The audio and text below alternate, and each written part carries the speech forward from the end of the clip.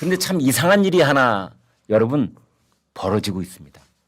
윤석열 대통령 측 그러니까 윤석열 대통령 본인의 이름이나 육성으로 얘기한 건 아니고 측근이 얘기한 건데요. 김문수 후보의 대선 승리에 필요하다면 나를 밟고 가도 좋다. 모든 것을 김문수 후보에게 맡기겠다. 모든 것이라고 표현은 되어 있지만 나의 거취라는 것은 대통령직에서는 이미 파면이 됐으니까 대통령직을 놓고 거취를 말하는 건 아니고요. 당직을 놓고 하는 겁니다. 당적 죄송합니다. 발음 정확하게 했습니다. 당적을 놓고 하는 겁니다. 그것을 김문수 후보가 결단을 내려라. 그러니까 내 손으로는 못 나가겠으니 네 손으로 나를 내쫓든 말든 네가 결단해. 뭐 이런 뉘앙스로 들리는 말이 나왔습니다. 그런데 김문수 후보는 뭐라고 했느냐. 오늘 아침까지도 대통령의 탈당 문제는 윤 전 대통령이 판단할 일이다. 이렇게 이야기를 했습니다. 이제 저같이 어리석은 사람이 보기에는 아니 이걸 놓고 윤석열, 김문수 두 분이 마치 윤석열 전 대통령의 당적 문제를 놓고 둘이 이상한 핑퐁 게임을 하나 이런 생각이 들어요. 그거 어떻게 해석을 해야 됩니까? 저는 윤석열 대통령의 측이라는 쪽에서 하는 얘기가 사실이 아니라고 봅니다. 아 그래요. 네, 만든 말이다. 그냥 과장된 얘기거나. 윤 대통령은 나갈 생각이 없다. 네, 저는 나갈 생각이 없다고 보고요. 예. 5월 10일 날 예. 어떻게 보면 사실은 당내 구태타를 한 거잖아요. 다 짜놓은 그 틀대로 가려고 하다가 제지된 거 아닙니까? 그로부터 며칠 안 지났어요. 근데 그 사이에 갑자기 대통령이 그 마음이 바뀌어서 내가 나를 내려보내. 내가 당신이 원하면 나 나갈게. 이렇게 했다? 그 기사에 보면 한참 전에 그런 얘기를 한 걸로 돼 있어요. 논리적으로 앞뒤가 안 맞는 게 한참 전에 그런 얘기를 했으면 5월 10일 같은 사태가 있을 수가 없어요. 그게 어떻게 있을 수 있습니까?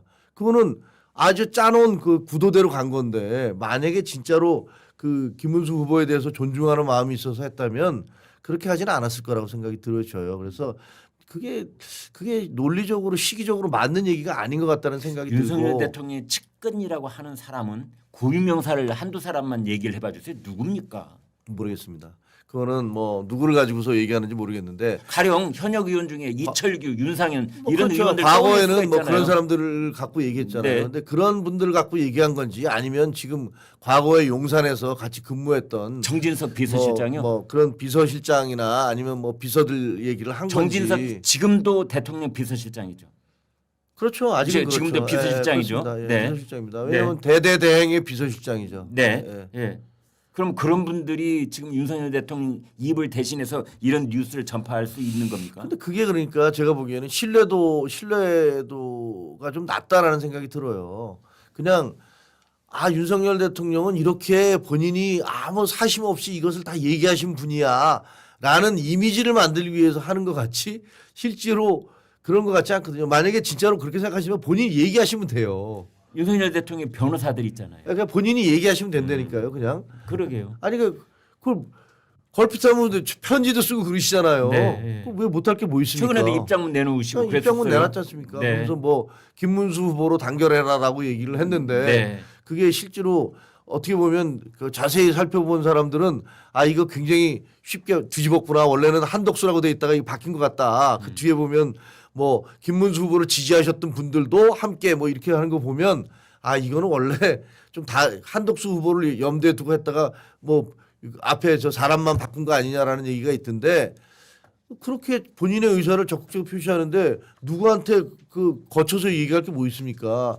제가 물러나겠습니다. 이렇게 얘기하면 되잖아요. 뭐 맡길 게 뭐 있어요. 그 뜻에 맡기겠다라는 거는 안 하겠다라는 거고 그리고 그 김문수 후보는 보면은 못하고 계시잖아요. 그건 내가 어떻게 해. 그 대통령이 알아서 하셔야지. 뭐 이런 어떻게 보면 약간의 핑퐁. 나는 할 말 했다. 나는 네가 원하면 물러나 준다고 얘기했다. 네. 근데 네가 안 물러나 그러는 거다. 그러니까 나한테 뭐라 그러지 마라. 이거잖아요 지금. 이런 모습들은 사실은 유권자나 국민의힘 지지자들은 전혀 염두에 두지 않는 행동처럼 보여서 그런 거예요. 그렇죠. 네. 실제로는 그러니까 처음부터 이게 잘못 꼬여진 단추라는 게 이게 분명히 그게 아무리 우리 편이라도 우리가 배출한 대통령이라도 잘못한 거 잘못했다고 얘기를 해야 돼요. 우리가 이재명 후보에 대해서 그렇게 비판하는 거 그 논리잖아요. 잘못한 거 잘못했다고 얘기를 해라. 민주당 사람들에 대해서 니들은 왜 그 대북 송금이나 그다음에 무슨 뭐 모른다고 선거법 위반이나 위증교사나 이런 것들에 대해서 너무나 명백한 사실에 대해서 그런 식으로 감싸고 도느냐 말이 되느냐라고 공격을 했었잖아요. 그러면 마찬가지로 우리 대통령 우리가 배출한 대통령이어도 적어도 이렇게 어마무시한 일들을 했으면 거기에 대해서 우리도 비판할 수 있어야 되잖아요. 그런데 지금 이런 상황에서 궁금한 건 또 하나 있습니다. 뭐냐면 국민의힘 측에 누구든지 말이죠. 김문수 후보와 윤석열 대통령 측의 양쪽의 입장을 가르마를 좀 타주고 이렇게 정리해서 갑시다. 이렇게 할 수 있는 원로 없습니까? 서로 이렇게 핑퐁만 하고 있어야 되는 겁니까? 그게 이제 우리는 없죠, 사실은. 우리 이제 고문단 회의가 있잖아요. 네. 그게 이제 우리 고문 원로들이세요. 네. 그 원로들이 근데 이미지가 완전히 좀 안 좋아진 게 지난번에 단식하셨잖아요. 그 단일화를 요구하면서 단식을 하시고 뭐 이런 그거는 뭐 충정에서 하셨을 거예요. 야 이러고 하면 어떡하니 우리가 저 괴물 정권 탄생 막으려면 뭔가 해야 되지 않니? 라고 했는데 그것이 5월 10일 새벽에 그런 일들이 벌어짐으로 해서 이게 모든 게 다 희석돼 버린 거예요. 그 너무 뻘쭘하게 돼 버리신 거잖아요. 그 본인들이 주장했던 그 가치가 너무 훼손돼 버린 거예요. 그러니까 이분들도 지금 말씀을 못 하시잖아요. 그런 이상한 상황이 지금 벌어지고 있는 거죠. 이번에는 계엄에 관한 계엄의 강을 우리가 지금 채 건너지 못한 그런 상황 속에 있는 것 같은데요. 이정현 그러니까 한덕수 후보의 대변인을 했던 이정현 전 새누리당 대표였었던 이정현 지금은 이제 김문수 캠프의 공동 선대위원장을 하고 있는데요. 윤석열 전 대통령의 계엄 선포에 대해서도 당의 책임을 표명하고 국민에게 공식으로 사과해야 한다. 이제 이런 말을 했습니다. 김문수 후보는 오늘 아침 기자회견에서도 진심으로 정중하게 사과의 말씀을 드린다 했는데 여기서 제가 김 의원께 드리는 질문은 이겁니다. 이렇게 계엄에 대해서 연거푸 사과한다는 발언이 나오자 윤 전 대통령이 격노했다면서요. 아니 그게요. 그러니까 그 어디서 보도가 된 거예요. 유튜브에. 네. 유튜브에 보도가 됐는데 저도 이제 설마 이게 사실일까? 아니 지금 파면된 대통령 아니에요. 네. 그리고 본인 때문에 지금 이 조기 대선이 치러지는 거고 네. 만약에 그게 아니었으면 지금 재판이 연기되지도 않았을 것이고 네. 그러면 지금 이재명 후보는 거의 지금 벼랑 끝에 서서 정책 생명이 거의 끝나가는 상황일 거 아닙니까? 네.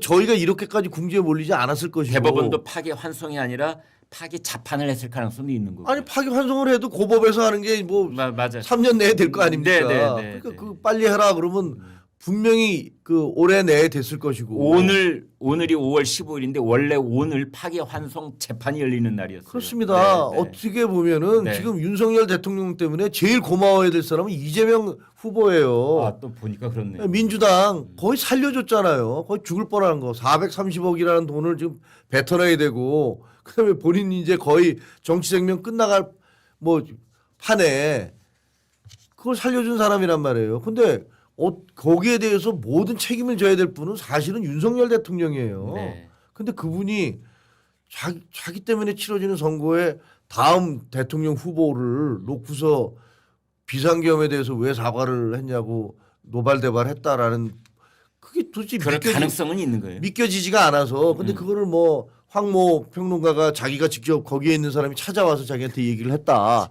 그리고 그걸 목소리가 너무 커서 옆에 있는 사람이 다 들었다. 이런 얘기를 했잖아요. 그래서 이게 뭐지? 근데 설마 그럴 리가 있겠어? 그래서 근데 그게 오전에 있었는데 저녁이 될 때까지 아무 반응이 없는 거예요. 제가 보기에는 우리 기자해봐서 알잖아요. 네. 반응이 없으면 사실일 가능성이 아니 높아지는 만약에 그게 사실이 아니면 그걸로 인해서 얼마나 큰 타격을 받는데 가만히 있겠습니까? 민 형사상 책임을 묻겠다 이런 말이 나오는 거죠. 아니 난리가 나는 거죠. 네. 적어도 난리가 나는 공식적으로 뭐 말도 안 되는 소리를 한다라면서 발표가 나고 막 이럴 거 아닙니까? 그래서 저는 물론 윤석열 전 대통령이 뭐 그렇게까지 할 입장은 아닙니다만은 지금. 그러나 적어도 주변 사람들을 통해서도 그렇고 김문수 후보는 더욱더 그렇잖아요. 김문수 후보는 아니 무슨 내가 모르모트도 아니고 말이야. 내가 무슨 대통령한테 그런 얘기를 들을 정도 나이도 훨씬 많으시잖아요. 네. 그리고 지금 무슨 자기가 거기에 무슨 부하도 아니고 그러니까 근데 아무 얘기가 없으니까 아니 그러면 이거 좀 이상하다. 왜 아무 얘기도 없느냐. 그렇다면 이거 진짜 혹시 사실 아니냐. 그런 의문 제기를 한 거죠. 근데 저도 지금까지도 잘 모릅니다. 뭐가 진실인지는 잘 모르겠는데 제가 알기에는 지금까지도 뭐가 없어요. 없는 것을 보면 사실인가? 뭐 이런 의문이 들고 있죠. 이번엔 김건희 여사 얘기로 넘어가 보겠습니다. 검찰이 이제 출석 요구서 이른바 서한장을 발부를 했는데 김건희 여사가 못 가겠다 그러면서 선거에 영향을 끼칠까봐 염려된다. 이제 이런 이유를 댔습니다. 김용태 국민의힘 비대위원장은 수사에 성역이 없어야 한다라면서 사실상 검찰의 출석 요구에 응해줄 것을 바라는 그런 뜻을 밝히기도 했는데 김용태 비대위원장이 이런 발언이 또 뭐 힘이 실리는 것 같지는 않습니다.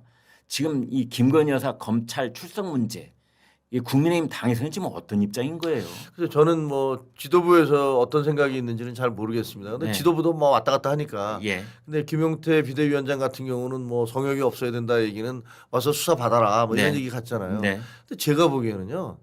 그 김 여사가 내가 나가면 선거에 영향을 미친다. 안 나가면 선거에 영향을 미칩니다. 그 아유. 만약에 저희 당에 네. 조금이라도 애정이 있다면 나가 주셔야 돼요. 나가서 포토라인에 서서 그렇게 사진 찍히고 하는 모습을 보여야 그래도 우리 지지자들 중에서는 야 그래도 뭐 저렇게까지 말이야. 그 본인이 한 거에 대해서 저렇게 좀 당하고 있지 않냐라는 동정심이라도 생기죠. 근데 또 안 나가요. 안 나가고 있어요. 또 나오라는데도 그러면은 중도층은 어떻게 생각하겠습니까? 그거 봐, 니네 당 봐봐. 여전히 특권 계급 아니야, 니네들? 이렇게 얘기하지 않겠습니까? 글쎄요. 제가 보기엔 그 논리적으로 뭐 본인이 나가면은 선거에 영향을 미치기 때문에 무슨 영향을 미칠까요? 나가면은 안 나가면은 공정하지 않다라고 해서 선거에 부정적 영향을 미치겠죠.